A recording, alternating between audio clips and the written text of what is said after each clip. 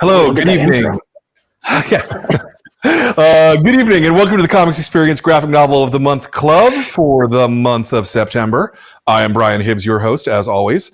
And we're here right now for the classic, the better name for it is the Comics Masterpiece Club. That's the name I like better. And our selection this month is The Walking Dead Volume 1, Days Gone by Robert Kirkman, who we are extraordinarily lucky to have here with us, or there with us, I suppose, to talk. Hi, Robert. How are you? I'm doing great, man. Great to be here. Yeah. Awesome. Very cool to be part of the Masterpiece collection. A little overwhelming, but I'm all about it. So happy to be here. What were the earliest comics you remember reading? I started in 89, 90. And I came into comics, as Image was forming. So my first comics were, Larson doing Spider-Man and Rob on New Mutants and then X-Force. Jim Lee was drawing X-Men. Todd was doing the other Spider-Man title. And I got maybe, less than a year of that before all those guys left those books and formed Image Comics. So almost immediately when I started reading comics, there was all this turmoil where, all the press that I would see in the various magazines were about these guys that were going to form their own company. And they were the books that I had gotten into comics for.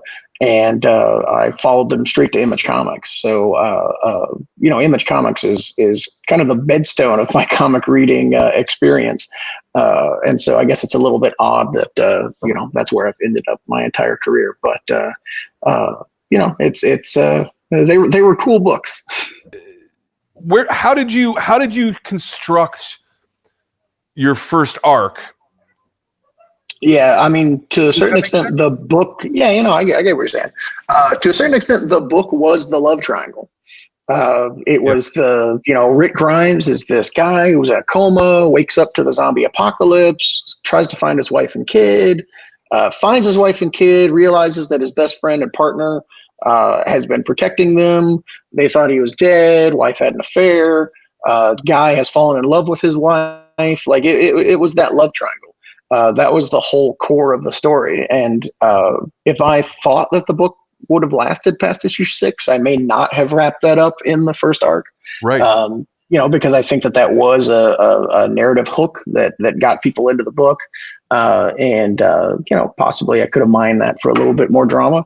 I think that the television show kept Shane around for a little bit longer, and I think that there was a lot more to be done there, and that kind of proves that. But yeah, I knew that I was going to get at least 6 issues, and I was very certain that I was only going to get 6 issues, and so that's why I ended that storyline where it did. But I think it also resulted in a fairly tight volume 1 that wouldn't have existed otherwise. Sure. I think that it's got its own narrative arc, and it ends with with a big resolution to that arc, and is a complete package in and of itself. And I think it makes it a pretty strong volume 1 because of that. So the limitations that I had at the time, the fear of being canceled, I think made the book better. Yeah, no, I tend to think that in general that the narrower you aim, the better the work ends up being as well. But does that, so my follow-up to that, and I see, Jordan, that you're waving the sign. I see.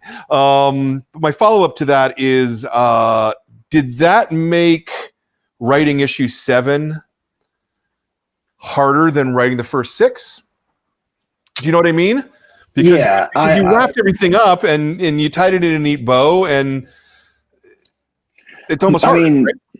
I always had I had the prison in mind when I was writing the first arc, and I always knew, okay, they're going to get to this prison, they would stay in this place. I always had pie in the sky, hypothetical, if the book continued, I would do this. Because it was this passion project, because it was this world that I was dying to tell stories in, I couldn't help but come up with more material.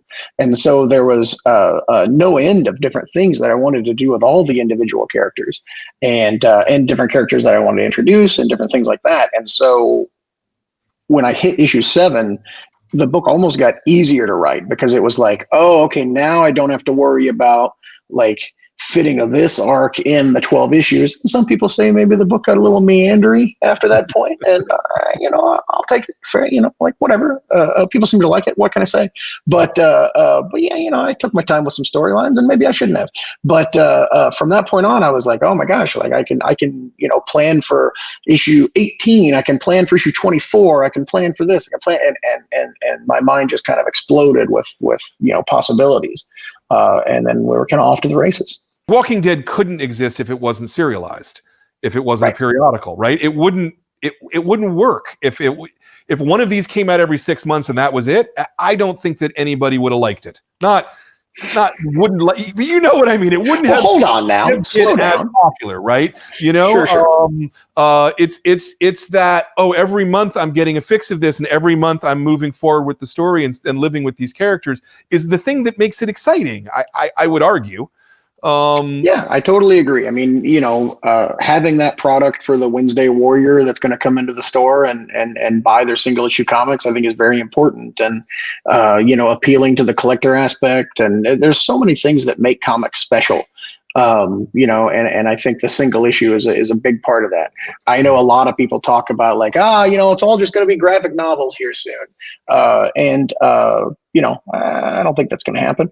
But yeah, I think that we'll lose something if that ever does come to be, because there is something special about the single issue comic, and especially when the format is utilized, to its fullest extent.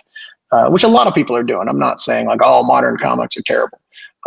That's definitely not the case. You really have been one of the biggest supporters of comic shops through a lot of the programs, free comics here, variant comics there, just very comics shop forward, creators in this business for a really long time. And it is really recognized by the comic shops.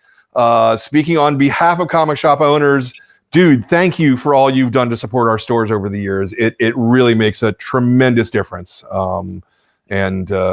Yeah, you're a good guy. No, thank you so much. I mean, that means a lot. I think aside from it being a magical experience for me in my youth and something that's always been a big part of my life, Walking Dead started in comic shops and was massively supported by comic shops long before there was a television show. And then the direct market, supported Walking Dead tenfold as the show was growing. And so I definitely would not be where I am if it wasn't for comic shops. And so, anything I do for comic shops, is me paying it forward, because, the direct market has changed my life.